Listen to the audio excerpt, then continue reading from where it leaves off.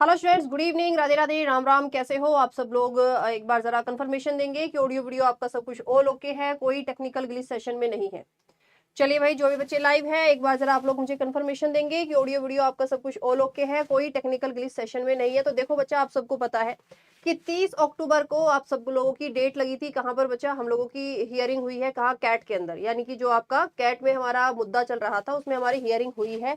लेकिन हमारे पास अभी तक एग्जैक्ट वहां पर क्या बातचीत हुई थी ये हमारे पास में पूरा डेटा नहीं था। लेकिन भाई पिछले 2 दिन से जो वकील बच्चा आपके वहां पर उपस्थित थे उन वकीलों से बात हो रही है, और उन वकीलों से बात होते हुए कुछ बातें मेरे सामने आई हैं जो आप लोगों को जानना बहुत ज्यादा जरूरी है। क्योंकि 4 नवंबर की जो हमारी अगली हियरिंग है उसमें तो देखो क्या होगा, वो तो ऑब्वियसली आपके वकील जानते होंगे और जज जानते होंगे, वो हम नहीं आपको ऐसे डिस्कस कर सकते हैं। और अभी हमें पता भी नहीं है क्योंकि अभी आपका 4 नवंबर को डेट लगनी है।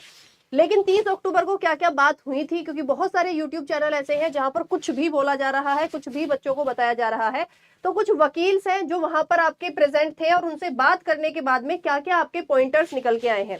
आपको पता है कि 1.5 से 2 घंटे तक लगभग आपकी हियरिंग हुई है, यानी 2 घंटे तक हमारी बात को सुना गया है, हमारे पॉइंट्स को रखा गया है। अब उनमें कुछ मेजर पॉइंट्स आपके बाहर निकल के आए हैं। वो मेजर पॉइंट ये है कि जो मैंने 2-3 वकीलों से बात की है उसमें ये था कि मैम हमने एक ही पॉइंट रखा, क्योंकि देखो एग्जाम वाला जो पॉइंट है ना वो हाई कोर्ट में है कि आपने एग्जाम डेट कैसे निकाल दी है, ठीक है। वो स्टे वाली वो अलग चीज है, वो वहां पर उठी ही नहीं। वो कैट में जो आपकी बातें हुई हैं वो ये बातें हुई हैं कि मैम हमने ये बोला, मतलब जो बच्चों की तरफ से वकील थे उन्होंने ये बोला कि आपने 28 दिसंबर को जो अपना ये नोटिफिकेशन निकाला था या जो अपना विज्ञापन निकाला था, जहां तक मुझे याद है 28 दिसंबर ही आपकी डेट थी, है ना।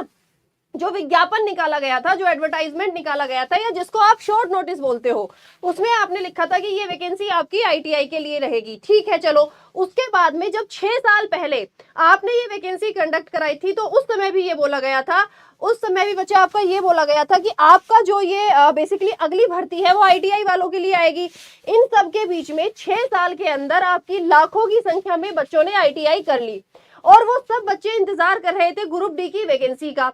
ग्रुप डी की वैकेंसी में यदि हम देखते हैं तो ज्यादातर जो आपकी पोस्ट है वो टेक्निकल पोस्ट है, वो टेक्निकल पोस्ट है।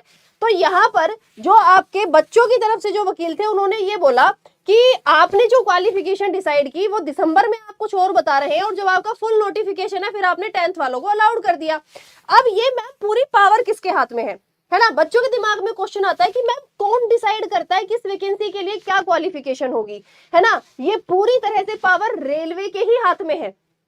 रेलवे अगर चाहे तो इस ग्रुप डी की वैकेंसी को 8वीं पास के लिए कर सकता है, मैं और तुम कुछ नहीं करेंगे, है ना। लेकिन ये क्वेश्चन हमारा पूछने का अधिकार है कि 8वीं पास के लिए आप कैसे ये वैकेंसी कर रहे हो, क्योंकि यहाँ तो टेक्निकल पोस्ट है, यहाँ तो टेक्निकल काम है, तो 8वीं पास का बच्चा कैसे ये काम करेगा। हम ये क्वेश्चन उठा सकते हैं कि अगर तुम्हें चाय, भाई मान लिया वहां पर चाय बनाने वाले की भर्ती निकाल दी जाए कि भैया चाय बनाने वाले लोगों की कमी पड़ रही है रेलवे के अंदर, तो हम चाय बनाने वाले लोगों की भर्ती निकाल रहे हैं, आप उसमें 8वीं पास को रिक्रूट करा सकते हैं। लेकिन अभी जब आपकी ये वैकेंसी ग्रुप डी की जहां टेक्निकल पोस्ट भी है, आप उसमें 10वीं पास को कैसे एलिजिबल कर सकते हैं। ये बात सिंपल सी बात है, वहां पर उठी है और जज ने इन सब बातों को सुना भी है ना। जज ने इन सब बातों को सुना भी है। तो अगर मैं फाइनल कंक्लूजन बताऊं तो अभी आपका कोई कंक्लूजन नहीं है, लेकिन थोड़ा सा जो झुकाव है वो टेक्निकल वाले बच्चों के लिए हमारा थोड़ा सा झुकाव वहां पर हमें नजर आया। बट हमारा ये मत है कि गलती किसकी है, क्या 10वीं पास वाले बच्चों की गलती है। ये मुद्दा वहां भी उठा था, क्योंकि जो 10th वाले वकील थे उन्होंने बोला कि भैया हमारे बच्चों की क्या गलती है, आपने नोटिफिकेशन रिलीज किया, आपने 10th क्वालिफिकेशन रखी, बच्चों ने फॉर्म भर दिया, आईटीआई वाले बच्चे कोर्ट में पहुंच गए। अब इन सब में क्या तो 10वीं पास वालों के बच्चों की गलती है, क्या अप्रेंटिसशिप वाले बच्चों की गलती है, क्या एक्स सर्विसमैन की गलती है, किसी की कोई गलती नहीं है ना। तो गलती हुई किससे थी मैम? गलती हुई थी रेलवे से। अगर आप बहुत आसान लैंग्वेज में इस चीज को समझने की कोशिश करेंगे तो ये गलती किससे हुई थी मैम? रेलवे से हुई थी। सुधार कौन करेगा? सुधार रेलवे ही करेगा। और सुधार का सही तरीका क्या हो सकता है कि अगर रेलवे अपनी तरफ से ये मत रखे कि ठीक है मुझसे ये गलती हुई, और रेलवे हमें ये रिटन में दे कि अगले साल यानी जो 2025 की वैकेंसी पेंडिंग है, जिसकी वजह से आपका कैलेंडर पेंडिंग है, कि 2025 में जब ये आपकी वैकेंसी निकलेगी तो मैं इस वैकेंसी को 10वीं पास या ITI क्लियर लिखकर दे दे कि या तो ITI या 10वीं पास या दोनों के लिए ये वैकेंसी आपकी आने वाली है। तो कुल मिलाकर मैं यहाँ पर इस सेशन में आपको ये समझाने की कोशिश कर रही हूं कि थोड़ा सा झुकाव, देखो मैंने सिर्फ वकीलों से बात की है और वकीलों से बात करने के बाद में जो मुझे झुकाव नजर आया है, वो झुकाव नजर आया है थोड़ा सा टेक्निकल वाले बच्चों की तरफ, कि भाई बहुत सारी जो टेक्निकल पोस्ट है आप उनमें 10वीं पास को कैसे एलिजिबल कर सकते हैं। वहां पर रेलवे का ये कहना है कि हम तो ट्रेनिंग कराते हैं, हम ट्रेनिंग में बच्चों को सक्षम बनाते हैं। वहां पर टेक्निकल वाले बच्चों का ये कहना है कि आप सक्षम बनाते हैं बट हम तो ऑलरेडी साल 2 साल उस चीज के लिए प्रैक्टिस करके आए हैं, यानी हम उन बच्चों से ज्यादा सक्षम हैं।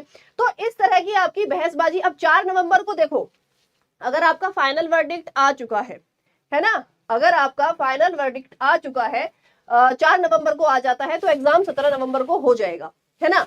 लेकिन अगर तुम्हारा 4 नवंबर को फाइनल वर्डिक्ट नहीं आता है, आपको अगली डेट मिलती है, फिर हमारा एग्जाम किसी कीमत पर 17 नवंबर को नहीं होगा।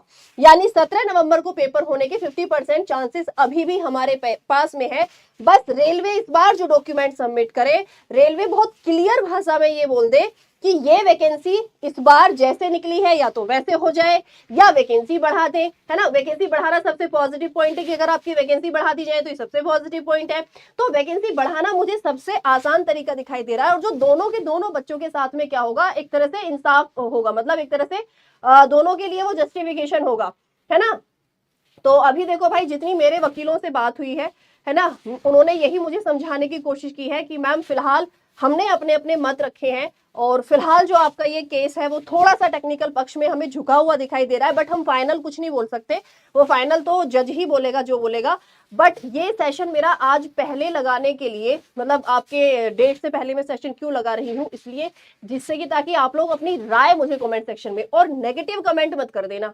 मैं आपको कोई भी अपडेट होती है ना, मैं तुरंत आप लोगों को आकर आपके भले के लिए बताती हूँ कि ये हो रहा है, ऐसे हो रहा है ना, ऐसा हो सकता है, तो वो मैं आपके भले के लिए आपके बताती हूँ, आपके नेगेटिव कमेंट को टॉलरेट करने के लिए नहीं बताती हूँ, है ना। तो भाई आप लोग इस चीज को बहुत ही मतलब दिमाग में बिठा लो कि कोई टीचर आपके लिए कोई सेशन लगा रहा है, कोई जानकारी आपको दे रहा है, तो वो जानकारी वो कहीं से कैसे भी करके इकट्ठा करता है, आप तक पहुंचाता है, उसमें हमारी बहुत मेहनत लगती है। तो दूसरे की मेहनत को ना सराहना देनी सीखो, ना कि उसमें कमियां निकालना सीखो आप लोग, ठीक है। तो जितनी मेरी वकीलों से बात हुई है अभी तक यही है कि भैया आपका थोड़ा सा टेक्निकल पक्ष की तरफ मुद्दा झुकता हुआ दिखाई दे रहा है, बट हमारी ये है कि भाई हमारी ये सलाह है कि हमें अगले साल के लिए क्लियर रिटन में चाहिए, वैकेंसी बढ़ाना सबसे सही और सटीक रहेगा अगर रेलवे वैकेंसी बढ़ा देता है तो, क्योंकि बच्चों की कोई गलती नहीं है। मैं न्यूट्रल हूं, ना मैं 10वीं पास वालों को सपोर्ट करती हूं, ना ही ITI वालों को, क्योंकि भाई हम सब बच्चों को एक साथ मिलकर पढ़ाते हैं।